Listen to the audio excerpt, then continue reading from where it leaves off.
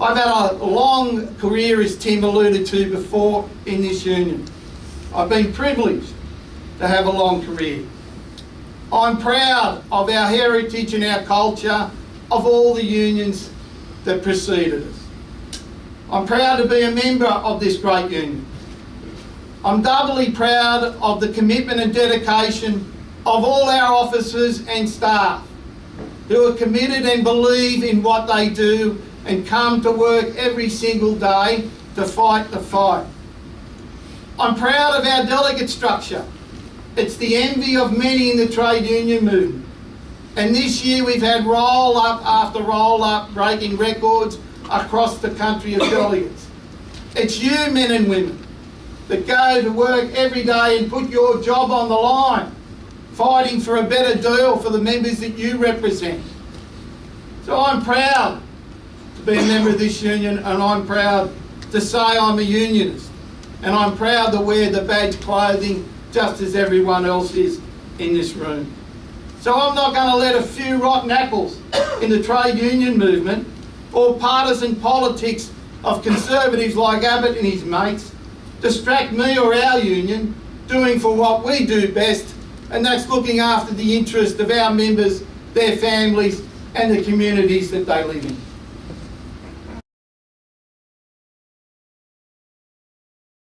We come together today, and nationally we've been, as I said, doing these meetings around the country at a time when there's a great crisis in our movement.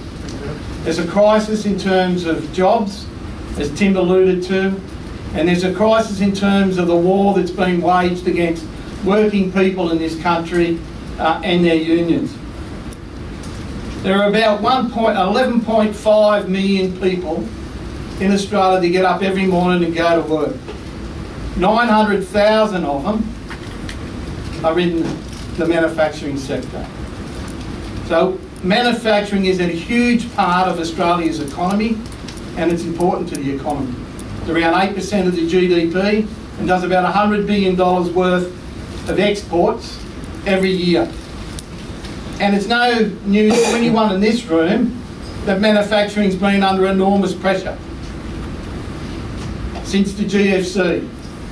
But if you listen to the media and the government, it's all because of working people that we find the troubles that manufacturing are in. It's down to working people and down to the unions that they support.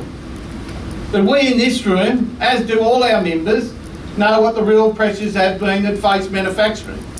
For 20 months since 2010, the Australian dollar was at parity or above parity of the US dollar. We've seen the pull in investment and labour away from other industries into the resource sector, and that has enormous impact to us in terms of our currency exchange rate, in terms of the predictions for inflation, and quite importantly in terms of for the nation's productivity. We've seen action taken by our trading partners to safeguard their economies, their industries and their jobs by making imports into this country cheaper through manipulating their currency and the dumping of cheap imports. We've seen that in terms of steel, we've seen it in terms of canned tomatoes, we've seen it in terms of windmills and of paper and a whole host of other issues. At the same time making our exports more expensive with their behind border barriers designed to protect their industries and their jobs.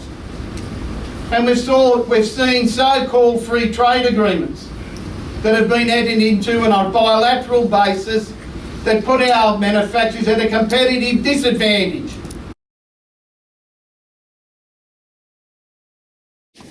At last year's delegates forums, we laid out what we could expect if the coalition ever got to govern in this country. We knew that they would come after our working conditions and our wages. And we knew that they would come after the movement. We knew that work choice was imprinted in their DNA. And we knew that they wanted to prevent the trade union movement from ever doing again what they did in 2007. And comrades, they've had 7 years to stew over that defeat, and they've had 7 years to learn from their lessons. and learn their lessons from their past mistakes. But in 2007, it was simply about work choices. Well, it's no longer just about work choices anymore. There's a much longer game afoot here. This is about tearing down the house when it comes to our industrial framework. It's an attack on the very ideal that's underpinned our industrial relations system since Federation. It's an attack on collectivism, dressed up in the rights of an individual. Whether that attack comes under our award system, which is the safety net for all workers in this country, an attack on our enterprise agreements or what they can contain, or an attack on the independent umpire. That's why we're not going to see the big bang approach that we did in 2005.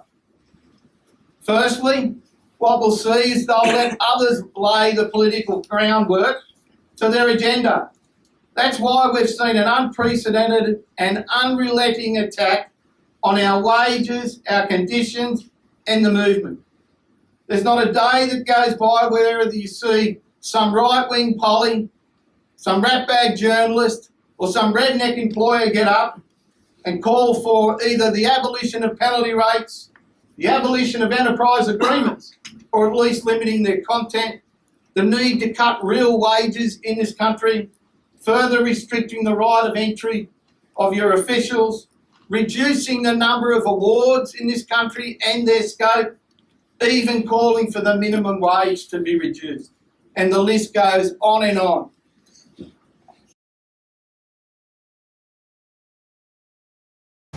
On the media issue, I think we should try absolutely everything.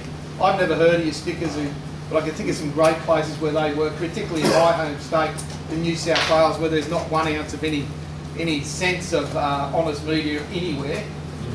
But the other thing that we've got that they haven't got is we've got access to 2 million people. In the trade union movement, we can have one-to-one conversations. That's a bit more powerful than Spelligraph in Sydney, or the Oz, or any of the Fairfax papers. And that's what I'm trying to encourage everyone in this room, is that when you see that headline that comes out that says, you know, it's the workers at X that are causing the problem here because their wage rates are too high, or they're getting 40 cents for a tin allowance, we need to be talking to our members and saying what a lot of bullshit that is and why it is bullshit. Because if our members can't see through the spin and crap that's been peddled that way, they're not going to be able to join in on a broader movement, and that's what we're going to need to do this lot over.